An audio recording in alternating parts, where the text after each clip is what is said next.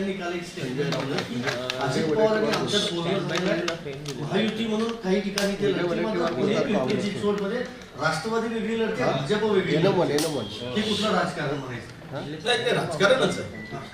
आणि राजकारणाच्या पेक्षा त्यामध्ये त्यांचं अंडरस्टँडिंग असं आहे की अजित पवारांना बाजूला ठेवून सेक्युलर मतांचं विभाजन करता येईल आणि काँग्रेसला नुकसान पोहोचवता येईल, यामागची स्ट्रॅटेजी आहे. आणि मी काल पण बोलताना म्हणालो की असं आहे की एकीकडे राष्ट्रवादी अजित पवार गट सत्तेत आहे, रोज मांडीला मांडी घालून बसून सत्तेची मजा मारतात, आणि दुसरीकडे हिंदुत्वाच्या भरोश्यावर म्हणून शिवसेनेशी एकनाथ शिंदेशी अलायन्स करायचं आणि दुसऱ्या अलायन्स पार्टनरला मात्र बाजूला करायचं आणि त्यांना सेक्युलर फेस म्हणून त्यांनी वेगळी निवडणूक लढायची आणि काँग्रेसच्या मतांना छेद द्यायचा. हे सगळं प्लॅनिंग आहे. परंतु महाराष्ट्रातील जनता हे सगळं महाराष्ट्र जनतेला ज्ञात आहे, तो यावर योग्य निर्णय करतील. राज्यभर मला प्रश्न असा येतो की या निवडणुका घोषित झाल्या, ओबीसीच्या 27% आरक्षणाचं काय? जे आता सर्वोच्च न्यायालयाने या निवडणुका नगर परिषदेच्या निवडणुकाच्या संदर्भात घेतलेला निर्णय आणि दिलेले निर्देश, यानंतर या निवडणुका जर आता सर्व होत आहे, या कॉर्पोरेशन मध्ये उद्या चालू 2021 मध्ये ज्या 350 पावणे 400 जागांना पुन्हा निवडणूक घ्यावी लागली रिकाम्या करून, उद्या ही पाळी आमच्या सगळ्या ओबीसी बांधवांना आणणार का सरकार? त्या संदर्भातला का खुलासा करत नाही?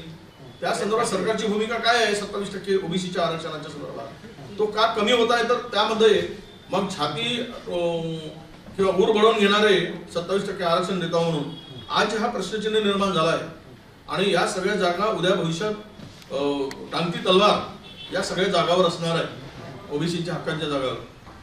त्याचं उत्तर तरी दिलं पाहिजे ना या निवडणुका होत असताना, की नाही तर तुम्ही सोडून देणार आणि डबल खर्च करायला लावणार, जागा रिक्त करणार आणि ओबीसीच्या जागावर वळवंड्या फिरवणार. काय चाललंय सर? मुंबईमध्ये काँग्रेसची काय भूमिका आहे? एकला चलो रे अजूनही आहे की काही चर्चा नाही? आता आम्ही काँग्रेसच्या सगळ्या नेत्याबरोबर आज उद्यामध्ये आम्ही बसणार आहोत आणि त्यांची भूमिका काही नेत्यांनी स्पष्टपणे सांगितले. आमच्या मुंबईच्या अध्यक्षा वर्षाताईंनी मांडली, असलमनी मांडलेली आहे, अनेक नेत्यांनी, भाई जगतापने पण त्यांच्या भूमिका मांडलेली. आम्ही सगळ्यांच्या भूमिकेनंतर एकदा शेवट आपल्याला चर्चा करावी आणि त्या सगळ्यांच्या भूमिकेशी जर त्यांचं एकमत होत असेल आहे त्या भूमिकेशी, तर आम्ही फार काही त्यामध्ये हस्तक्षेप करणार नाही. अनिल परब यांनी आताच एक स्टेटमेंट दिलेलं आहे. ते म्हणतात की सगळ्या महाविकास आघाडीच्या घटकपक्षांनी एकत्र येत मैदानात उतरणं आवश्यक आहे. आपण विभागलं गेलो तर भाजपचा फायदा होईल. नाही, असं आहे, भारतीय जनता पक्षाला कुठल्याही परिस्थितीत फायदा होऊ नये याबद्दल तर कुणाचं दुमत असायचं कारण नाही. कारण महाराष्ट्राच्या मानगुटीवर राक्षस रूपाने बसलंय, सगळे पक्ष गिळगुळ करणारा हा राक्षसच आहे आणि पैशाच्या भरोशावर आणि जातीवाद धर्मांधता पसरवून गिळंकृत करतोय. तो फार लोकांची सेवा करून करतोय अशातला भाग नाही. प्रश्न हा आहे की स्थानिक स्वराज्य संस्थांच्या निवडणूक आहेत आणि त्यामध्ये स्थानिक लोकांच्या भूमिकेला सुद्धा महत्त्व दिलं पाहिजे.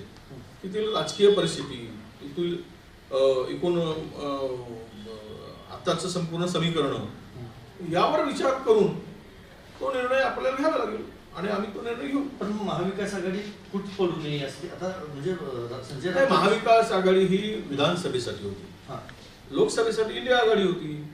आता काल आम्ही वोट चोरीचा मोठा रॅली आमची झाली काल 14 तारखेला दिल्लीमध्ये. त्यावेळेस ओमर अब्दुल्लांनी वेगळी भूमिका घेतली, त्यांचं मत वेगळं आहे. ते म्हणतात की ते मतचोरीचा जो विषय आहे किंवा रॅली आहे ती काँग्रेसची स्वतंत्र विषय आहे, तो महाविकास आपल्या इंडिया आघाडीचा विषय नाही, अशी भूमिका त्यांनी मांडली. याचा अर्थ काही इंडिया आघाडी तुटली असं होत नाही. सगळे विचाराचे वेगवेगळे प्रादेशिक पक्ष किंवा राष्ट्रीय पक्ष एकत्र येतात, मतं वेगवेगळे असू शकतात. येत्या आठवड्यात ठाकरे बंधूंची युती जी आहे ती अधिकृत जाहीर होणार आहे आणि आज संजय राऊत पुन्हा एकदा राज ठाकरे यांना भेटलेत, यावर आपली प्रतिक्रिया? नाही, असं आहे, संजय राऊत जी भेटत असतील तर त्यांच्या पक्षाची भूमिका त्यांच्या दोघांचं ठरलंच आहे. उद्धवजी आणि राजेचं ठरलं आहे, त्यामुळे त्यांचं ठरलं असल्यानंतर एकमेकाला ते भेटणारच. आम्ही त्यांच्याकडे कशाला वेगळं बघितलो.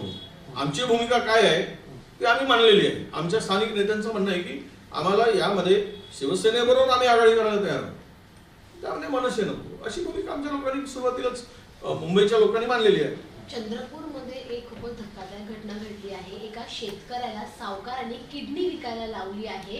शेतीसाठी घेतलेले कर्ज फेडत तो नव्हता, त्यामुळे जवळपास 1 लाखाचं कर्ज 74 लाखांवर गेलं होतं. मात्र त्या सावकाराला त्याची किडनी विकायला लावली आहे. मीच तो प्रकरण काढलेलं होतं. त्या पोराला परदेशात जावं लागलं. चायनाजवळ एक छोटासा देश आहे, तिथे त्याला नोकरीसाठी, आणि तिथून त्याला मी वाचवून आणलं सगळं माझ्या एफर्ट्स लावून, आणि ती पूर्ण, नाहीतर त्याचा जीवच गेला असेल. तो माझ्याच मतदारसंघातला मुलगा आहे, रामोपुरीचा, आणि त्याची चौकशी पोलीस अधीक्षकांना पत्र दिलं. सर्व काही चौकशी करायसाठी मी त्यांना सांगितलं. महायुतीच्या आज बैठका होत्या आणि या बैठकांदरम्यान शिंदे आणि बीजेपीचं सूत जुळून आलंय, परंतु राष्ट्रवादीच्या नवाब मलिकान यांच्या नेतृत्वाखाली आम्ही निवडणूक लढवण्यासाठी तयार नसल्याची भूमिका युतीतील घटक पक्षांनी म्हटलेली आहे. असं आहे, हसन मुश्रीफांना घेऊन मंत्रिपद देऊन कॅबिनेटमध्ये बसून चहा पाणी घेताना किंवा पोहे खाताना, नाश्ता करताना, एकत्र जेवताना हे सगळं चालतं.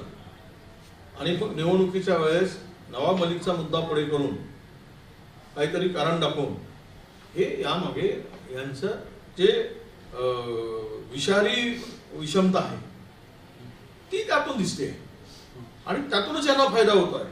जोपर्यंत हिंदू मुस्लिम करत नाही तोपर्यंत भारतीय जनता पक्ष जिंकू शकत नाही, आणि तो मुद्दा जिवंत ठेवायचा आहे. अरे तुम्ही हे सगळं करण्यापेक्षा विकासावर जा ना. नवाब मलिक काय ना फाहे काय, तुम्ही त्यांचा पक्ष चालतो आघाडीमध्ये बसायला, त्यांचा पक्ष युतीमध्ये चालतो म्हणजे सत्तेमध्ये चालतो, आणि मग नवाब मलिकचा मुद्दा काढत असताना त्याला अशा पद्धतीने फाटे द्यायचे, म्हणजे त्यांचा धर्मांधता वाढीस लावून किंवा धर्मांधता वाढत नेऊन मतांचं विभाजन करून त्याचा फायदा घेण्याचं त्यांचं प्लॅनिंग. थँक्यू.